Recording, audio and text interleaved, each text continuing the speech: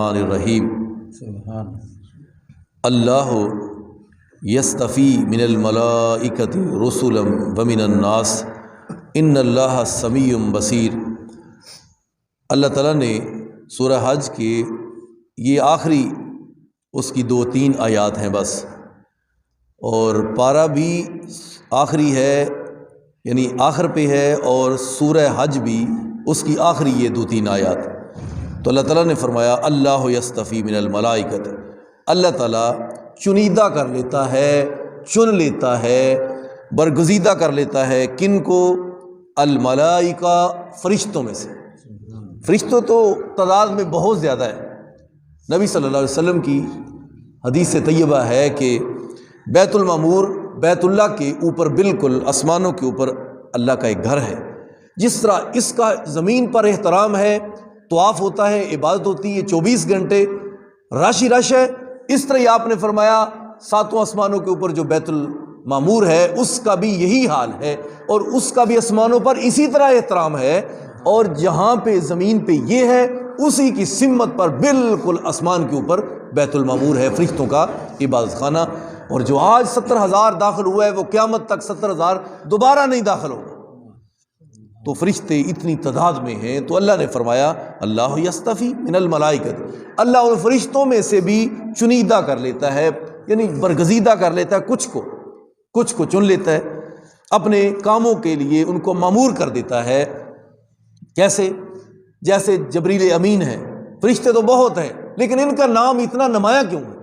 اور یہ سارے فرشتوں کے سردار بھی ہیں، اور یہ انبیاء پر وحی لے کر آتے رہے، تمام انبیاء پر جبریل امین علیہ السلام وحی لے کے آتے رہے، اور جو نبی ہوتا ہے اس پر جبریل ہی آتے ہیں، اور جو نبی نہیں ہوتا، جیسے مرزا غلام محمد قادیانی لعین ہے، مرتد ہے، اور وہ کہتا ہے، اپنی کتابوں میں لکھتا ہے مرزا کہ مجھ پر جو فرشتہ آتا ہے اس فرشتے کا نام ٹیچی فرشتہ ہے، یہ کتاب اس کی کے اندر لکھا ہے مرزے نے۔ اور ایسے لعین پر آج بھی لعنت ہے، کل بھی اور قیامت تک لعنت ہے، اور انشاءاللہ حق ہی ہوتا ہے۔ اللہ ہم کو ہمارا اسلام اور ہمارا نبی مبارک ہو، اللہ نے ہم کو وہ دیا، اور وہ نبی قرآن والا، اسلام والا، تو اللہ نے اس طرح فرشتوں میں چن لیا، جبریل کو، میکائیل کو، اسرافیل کو، یہ مشہور فرشتوں کے نام ہیں، ان کی ڈیوٹی لائی ہے، تمہارا یہ کام، تمہارا کچھ زمین پر آتے ہیں ہمارے عمل نامے لکھنے کے لیے روزانہ، آج بھی میرے بندے نے کتنی نمازیں پڑھی، کتنی چھوڑی، وہ بھی فرشتے ہیں، کچھ ہماری نگرانی کرتے ہیں۔ بعض دفعہ ایسا حادثہ ہونے والا ہوتا ہے، اللہ اس حادثے سے ایسے 1 سیکنڈ سے پہلے بندے کو بچاتا ہے، وہ کون ہوتے ہیں؟ اللہ کے بھیجے ہوئے نگران فرشتے۔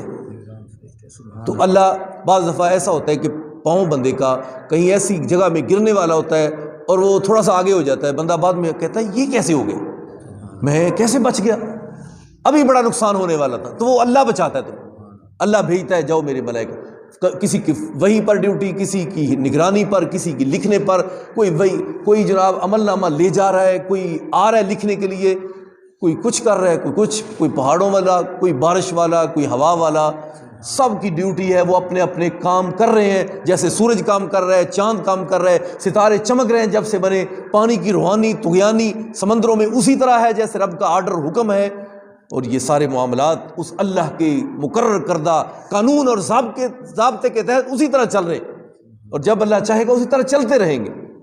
اللہ تعالیٰ نے فرمایا یہ اللہ چن لیتا ہے اپنے فرشتوں میں سے، رسلاً، پیغام بھیجنے والے، پیغام دینے والے، لانے والے، ومن الناس، اور لوگوں میں سے بھی، اور لوگوں میں سے کیا مطلب؟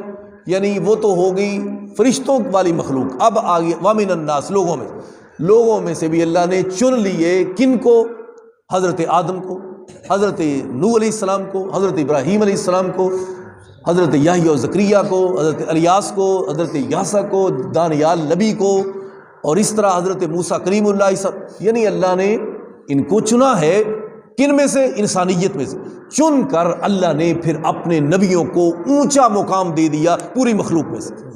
ایسے بھی ہے، دنیا تو بڑی ہے، اربوں خربوں چلی گئی اور آ بھی رہی، لیکن یہ اتنے مشہور اور اتنے عالی نام اور ان کی شہرت اور عظمت اللہ نے ایسے بلند کی، یہ ہیں اللہ کے چنے ہوئے نبی، جن کو اللہ نے یہ کسی کو کتاب دی، صاحب شریعت بنایا، یہ ہے فرشتوں کا چناؤ اور نبیوں کا، رسولوں کا چناؤ۔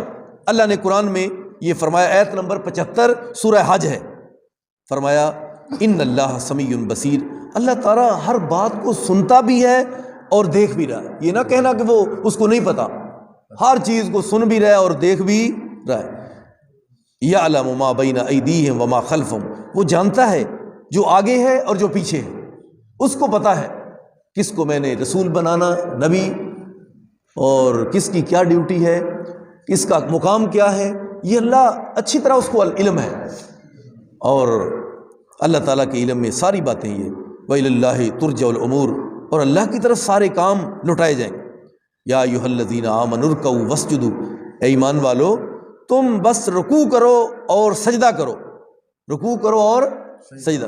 اب اللہ نے انسان کی اپنے ساتھ جو محبت ہے، وفا ہے، جس سے انسان کی کامیابی ہے، جنت کی ٹکٹ ہے، فلاح ہے، خیر خائی ہے، اللہ نے اب وہاں انسان کا پھر رخ موڑا، میرے بندے یا ایھا الذین آمنوا، اور پھر مخاطب بھی اہل ایمان کو کیا، اے اہل ایمان، اے مومنو۔ حضرت عبداللہ ابن مسعود رضی اللہ تعالیٰ عنہ صحابی ہیں، فرماتے ہیں جب بھی قرآن میں یا ایھا الذین آمنوا آتا ہم فوراً کان کھڑے کرتے، یا تو اللہ کوئی حکم دینے والا ہے یا کسی چیز سے ہم کو منع کر رہے ہیں۔ تو یا ایھا الذین آمنوا، اللہ نے اہل ایمان کو مخاطب فرمایا، بھی کیا کرو؟ آمنوا ارکعوا، ایمان والو تم رکوع کرو، کیا کرو؟ رکوع۔ نمبر 2 واسجدوا، سجدہ کرو۔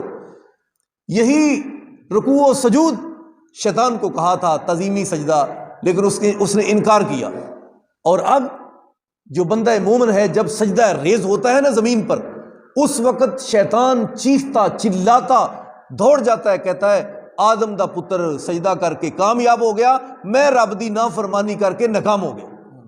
یہ فرشتہ چیختا چلاتا شیطان دوڑ جاتا ہے۔ شیطان ہے کن میں سے؟ جنوں میں سے، فرشتوں میں نہیں، جنات میں سے ہے، اور فرشتوں کے قریب قریب رہتا تھا، اس لیے وہ جو سجدے والا آرڈر تھا نا، اس سجدے والے آرڈر میں یہ بھی آ گیا۔ تو اللہ تعالیٰ نے اس کے بارے میں الگ بھی فرمایا کہ میں نے اس کو بھی حکم دیا، لیکن اس نے کہا خلقتنی من نار، میں ایڈا وڈا، میں اگ وچوں، تے آدم انسان جڑا ہے خلقتنی من نار وخلقتہ من طین، اس کو مٹی سے، مجھ کو آگ سے، لہذا مٹی حقیر ہوتی ہے، آگ ہر چیز جلا دیتی ہے، تے میں ایڈا اونچا ہو کے تے میں سجدہ۔ اللہ نے فرمایا بس تو نے نافرمانی کی، تکبر کیا، تیرے اندر اتنی اکڑ، لہذا چلا جا، ہمیشہ کے لیے تو مردود ہو گئے۔ تو دعا کرو اللہ ہم کو کبھی نافرمان نہ بنائے، ہماری کمر جھک جائے رب کے سامنے، کبھی نفلوں میں، کبھی سنتوں میں، کبھی فرائض میں جھکی رہے، کبھی رکوع کر رہے ہیں، کبھی سجدے کر رہے ہیں، کبھی نوافل پڑھ رہے ہیں، کبھی سنتے، کبھی فرضی نماز، کبھی عید کی نماز، اور کبھی نماز استسقاء۔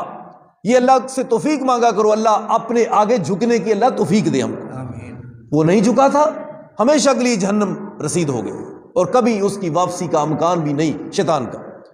تو اب وہ تمہارا ازلی دشمن ہے، اس اپنے ازلی دشمن کو پہچاننا ہے، لہذا اس کی بات نہیں ماننی، شیطان کی نہیں ماننی، رب رحمان کی ماننی، اور مدینے والے مصطفیٰ جناب محمد الرسول اللہ کو صلی اللہ علیہ وسلم کی بات ماننی ہے، اس میں ہے کامیابی۔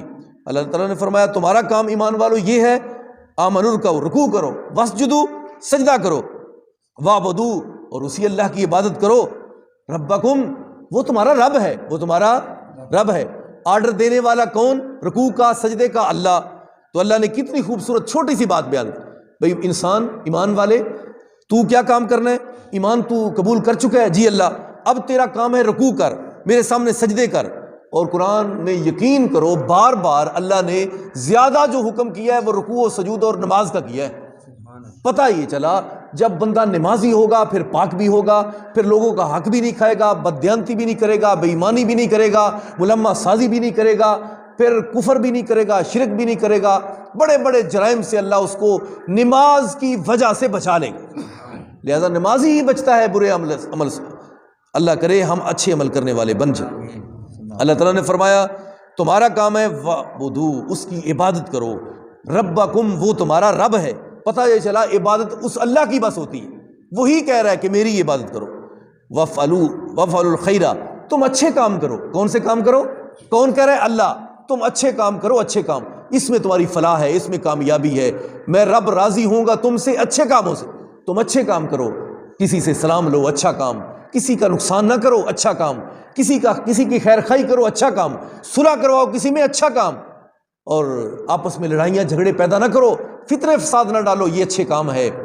صلح والے کام کرو، خیر خواہی والے کرو، بھلائی والے کرو، لوگوں کو اچھائی کی دعوت دو، برائی سے روکو، یہ ہے اچھے کام، اور اچھے کام تم کرو گے عرش والا تم پہ راضی ہو جائے گا۔ اللہ تعالیٰ نے فرمایا وَافْعَلُوا الْخَيْرَ لَعَلَّكُمْ تُفْلِحُونَ۔ اللہ اے تو آرڈر کیتے نے 2 3 4 کیڑے رکوع سجدے دے تے اپنی عبادت دے تے اچھے کم کرن دے تے اللہ کی ہوئے گا؟ فرمایا لَعَلَّكُمْ تُفْلِحُونَ، اسی لیے میں تم کو حکم دے رہا ہوں تاکہ تم کامیاب ہو جاؤ۔ یہ ہے کتنی پیاری بات ہے، کتنی خوبصورت بات۔ اللہ ہم سب کو عمل کی توفیق عطا فرمائے۔ آخر